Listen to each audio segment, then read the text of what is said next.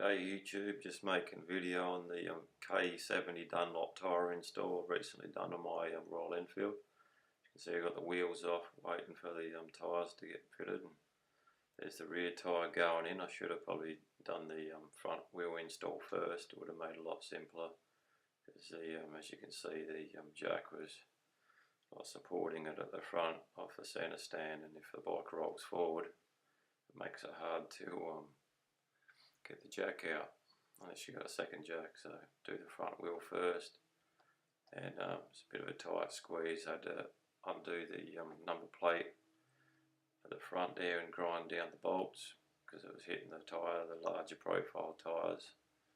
So yeah, looks a bit bigger, you know, the higher ground clearance and more substantial looking wheel size.